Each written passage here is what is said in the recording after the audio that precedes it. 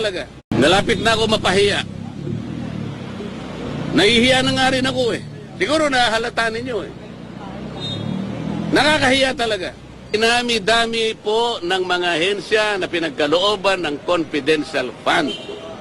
Bakit po nag-iisa lang? Bakit po paikot-ikot kayo sa nag-iisang ahensya? Wala na po ba kayong pakialam doon sa iba? Anong klaseng gawain ito? Paano tayo makakagawa ng isang matibay, ng isang katanggap-tanggap na investigasyon? Kung sa dinabi-dami ng mga ahensya ang nabigyan ng ganong klaseng pondo, isa lang ang tutugisin mo. Kaya nila ginagawa ito para sa impeachment. Isa sa paraan, baka sakaling makakuha siya. Hindi po ganun nga eh. Baligtad po ang nangyari eh.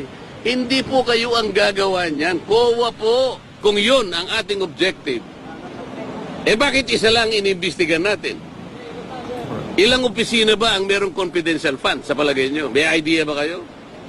NGAs na lang, National Government Agencies.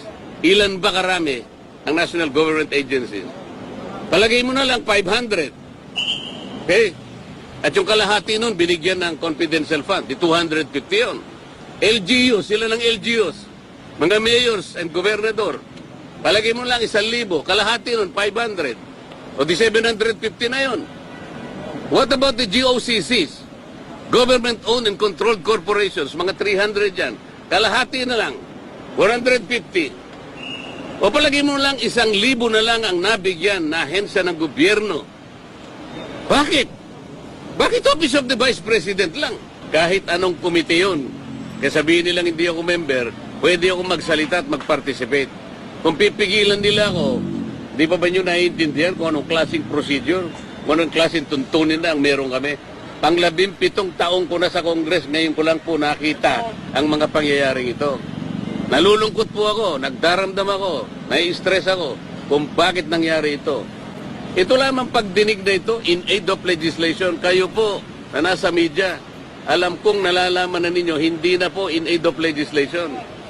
Kung totoo po, na isinasaalang-alang namin yung paggasta at kailangan po natin busisiin, tama naman po yun. Lahat tayo katungkulan nating maging transparent, maging accountable. Ang tanong, ang House of Representatives po ba ang gaganap sa tungkulin ng Commission on Audit? Eh pagka ganun, tanggalin na po natin ang COA sapagkat sila na po ang nag-o-audit.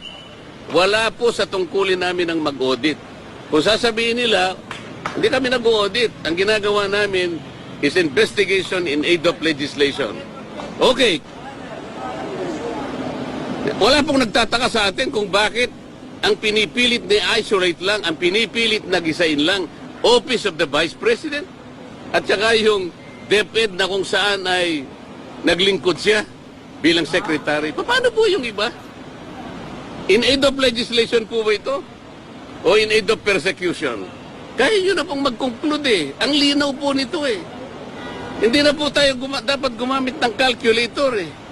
Wala na pong computer na. Hindi nyo pa kayang i-memorize ito. Why are we isolating the Office of the Vice President?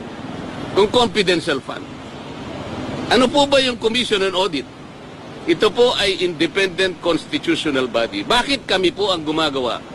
Tanungin po natin, sa Lunes po, ako po ay mag-a-attend ng hearing po, ipagpapatuloy po yata ang pagdinig tungkol sa bagay na ito.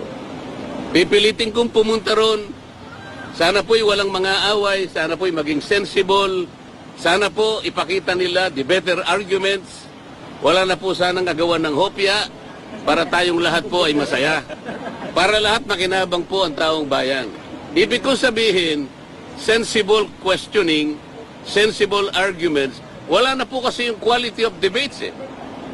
Wala na po eh. Noon po, yung unang pasok ko sa Congress, napaka-maingat namin kasi pag-address sa bawat isa sa amin. The Honorable Gentleman from Bohol, mga ganun kami. The Distinguished Congresswoman from Leyte. Eh ngayon po hindi. Duduruin ka pa eh. Sabi pa ng isa. Sasamahan pa yung panlalaki ng mata eh. Are you rebuking this committee? Nakakita po kayo ng gano'n? Nakakita na po kayo ng ganon. Ngayon ko lang po nakita, ewan ko po sa inyo, sa dami po ninyo, kung hindi po nyo nakikita ang nangyayari. Hindi po namin trabaho ang mag-audit. Yun pong audit observation memo o kaya notice of disallowance. By their very nature, ito po'y confidential.